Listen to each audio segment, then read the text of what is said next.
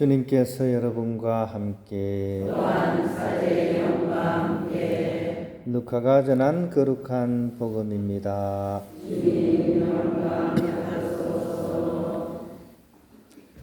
그때 예수님께서 군중에게 말씀하셨다. 너희는 구름이 서쪽에서 올라오는 것을 보면 곧 비가 오겠다 하고 말한다. 과연 그대로 된다. 또 남풍이 불면 더워지겠다 하고 말한다. 과연 그대로 된다. 위선자들아, 너희는 땅과 하늘의 징조는 풀이할 줄 알면서 이 시대는 어찌하여 풀이할 줄 모르느냐? 너희는 왜 올바른 일을 스스로 판단하지 못하느냐? 너를 고소한 자와 함께 재판관에게 갈 때 도중에 그와 합의를 보도록 힘쓰라. 그러지 않으면 그가 너를 재판관에게 끌고 가. 재판관은 너를 옥리에게 넘기고 옥리는 너를 감옥에 가둘 것이다. 내가 너에게 말한다. 내가 마지막 한 입까지 갚기 전에는 결코 거기에서 나오지 못할 것이다. 주님의 말씀입니다. 평을 빕니다. 오늘 제 스타일이 괜찮습니까? 헤어스타일이 좀 괜찮습니까? 그걸 보고 좀 놀랐어요. 여기 보면 이렇게 머리카락이 탁 서 있어, 이게, 그죠? 이게 어떤 현상이냐면 머리를 감고 나서 빗질을 안 한 거야. 그대로 말라버려서 이렇습니다, 그죠? 그대로 말라버려가지고 눌러도 다시 올라와요. 눌러도 다시 올라가고. 이게 뭐냐? 이게 성령을 받는 안테나입니다, 이게. 지난번에 이제 뒤에 있었는데 기지국이 좀 옮겨서 이사를 가가지고 지금 이렇게 돼버렸어요, 그죠? 눌러도 올라오고, 눌러도 올라오고. 여러분도 이 스타일이 마음에 드시면 머리 감고 나서 빗질을 안 하고 그냥 놔두면 이렇게 됩니다. 괜히 이 얘기를 했나요? 아무튼 오늘 복음 말씀 좀 나눔하도록 하겠습니다. 이 신앙인들의 삶은 하느님을 바라보고 하느님을 만나는 삶이 신앙인의 삶입니다. 어디에서 만나야 될까요? 하느님을 바라보고 하느님을 만나기. 오늘 우리가 들었던 독서에 그런 해답이 나옵니다. 바오로 사도께서 하시는 말씀 중에 그분은 어디에서 만나야 되는가? 독서가 아니라 독서에 나오죠. 어디 나옵니까? 그분은 만물 위에, 만물을 통해서, 만물 안에서 이렇게 얘기합니다. 어디요? 만물상 생각해. 만물상, 그죠? 만물 위에, 만물을 통해서, 만물 안에서. 하느님은 이렇게 계신다는 겁니다. 이것을 영성적인 방법으로 정말 개발하신 분 중에 그것도 프로그래머 시킨 그런 분 중에 유명하신 분이 로욜라의 성이냐시오입니다. 이분이 바로 이것을 가지고 모든 것 안에서 하느님을 발견하기라는 그런 방법을 만들어내셨습니다. 즉 내가 하루를 보내면서 오늘 내가 만난 사람들, 또 경험한 일들, 그리고 마주친 모든 사물들을 통해서 하나님께서 나와 어떻게 함께 하셨는지, 또 어떤 메시지를 나에게 전달하셨는지, 그런 것들을 매일매일의 그런 성찰을 통해서 돌아보게 하는 방법. 이것을 옛날에는 양심성찰 이렇게 부르기도 했고요.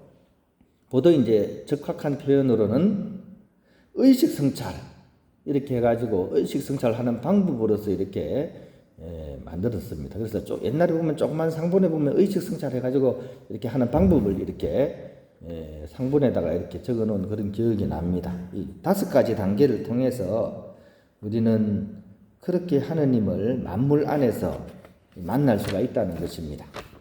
간략한 단계를 설명하면 한 5가지 정도로 이렇게 얘기를 할 수가 있습니다. 그래서 이 5가지 단계를 잘 기억하셨다가 일상 중에 한번 활용을 해보시면 되게 좋을 것 같아요. 첫 번째는 하나님께 받은 은혜에 감사하는 것으로 들어갑니다. 첫 번째 단계가 어디부터요? 감사하는 단계에서 시작합니다. 왜냐하면 내가 이 자리에 있다는 자체가 사실은 감사할 일입니다. 그렇죠, 그죠? 감사할 일 아닙니까? 꼭 병원에 있어봐야 감사하겠습니까? 지금 여기 우리가 있다는 사실 자체가 사실은 감사할 일입니다. 그리고 내가 감사하는 모든 것은 거룩해진다는 것이죠.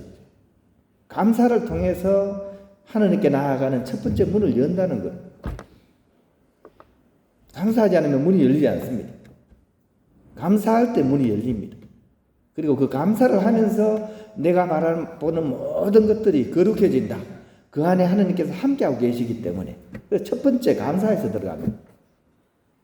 두 번째는 하나님께 나의 죄를 알아보는 은총을 청하는 것입니다. 됐든 감사로 들어가 기분 좋아하는데 왜 자꾸 죄를 얘기하냐죠. 왜냐하면 우리가 자신의 허물과 죄는 본능적으로 어떻게 감추기 때문에. 원래는 우리가 감사의 존재인데 허물과 죄를 감추기 때문에 어두운 존재가 되는 거죠. 그래서 하느님을 만나기가 힘듭니다. 그래서 두 번째 단계는 나의 죄를 알아보는 은총을 청하도록 기도를 하는 겁니다. 고개 빳빳이 들고 내가 무슨 죄를 지었는데 이런 분들 많습니다. 특히 우리가 보기에는 어떻습니까? 제일 죄를 많이 지은 사람이 그런 행동을 해요. 내가 무슨 죄를 지었는데 그럽니다. 텔레비전에 많이 나오잖아요. 내가 무슨 죄를 지었는데. 근데 우리가 보기에는 그 사람이 제일 많이 지었거든요.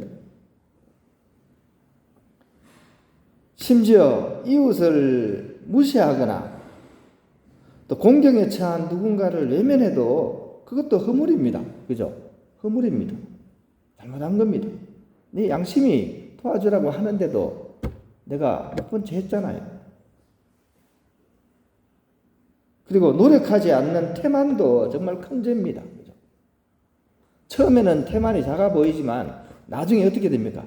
인생 전체를 허비하게 만들거든요. 그러니까 얼마나 큰 허물입니까? 근데도 내가 무슨 죄를 지었는데. 그래서 이 이냐시오 성인은 두 번째 단계 때 바로 나의 죄를 알아보는 은총을 주옵소서라고 청하라고 합니다. 세 번째는 하루 전체를 그런 맑은 마음으로 점검을 해보라는 겁니다. 우리는 하루를 다 보내고 어떻게 마무리합니까? 놀다가 TV 보다가 술 마시고 흐린 눈으로 그렇게 드르릉 잠에 떨어지는 분들이 한둘이 아니죠. 그죠? 그러다 자다가 벌떡 일어나가지고 또 뭐합니까? 자리끼 마시고 또 드르릉. 그런 것이 아니라 오늘 매 순간 하나님이 현존하신 자리를 우리가 들여다보려고 노력을 해야 됩니다. 나는 특별히 떠올릴 게 없어. 이런 분들도 많습니다. 진짜 없는 것일까요? 놓치는 겁니다. 진짜 없는 게 아니고 놓치는 거예요. 흐린 정신으로 가장 중요한 순간들을 다 놓치고 나서 나는 특별히 떠올릴 게 없어 그런다니까요. 네 번째는 이제 그렇게 하루를 점검하고 잘못된 점이 발견이 되면 어떻게 해야 될까요? 발견이 되면 어떻게 할까요? 땅을 쳐야 되겠죠. 그죠?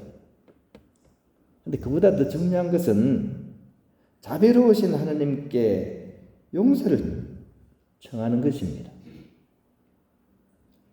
하나님은 용서를 청하는 이에게 그 어떤 잘못이 있다고 하더라도 다 용서해 주시는 분입니다. 참여하면 풀립니다. 그런데 우리는 인정하지도 않고 풀지도 않습니다. 그래서 감사로서 마무리가 안 되는 거죠. 근데 이런 과정을 잘 거치면 결국 하나님의 은총으로 이를 개선할 그런 결심을 할 수 있게 됩니다.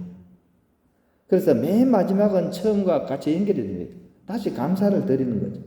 그렇게 감사를 드리면서 주님의 기도를 통해 가지고 이 하루를 마무리하는 거예요. 이게 의식 성찰, 양심 성찰 이렇게 일반적으로 하는 그런 순서입니다.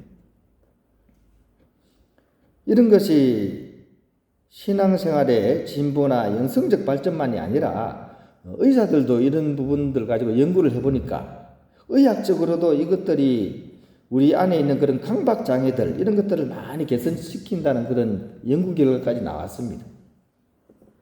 이 이냐시오 성인이 이렇게 알려주시는 이런 의식 성찰, 양심 성찰을 통해서 우리의 하루를 감사해서 시작하고 감사로 마무리하는 그런 우리 신앙인의 삶이 되었으면 좋겠습니다. 감사는 감사를 부릅니다. 노래도 있잖아요. 감사, 감사, 아침에도 감사, 저녁에도 감사. 노래 모릅니까? 하느님은 무소부재입니다. 그죠? 안 계시는 곳이 없습니다. 이 세상은 이미 감사함으로 가득 차 있습니다. 우리 뒷마당 오면서 안 보셨나요? 그게 감나무 있죠? 뭐가 달렸습니까? 감이 주렁주렁 달렸어요. 그걸 보면서 뭐 해야 됩니까? 감사, 감사, 아침에도 감사, 저녁에도 감사. 이런 분은 감 따먹어도 됩니다. 제가 아무 말씀 안 드리겠습니다. 그죠? 감을 보면서도 감사할 수 있고, 그죠?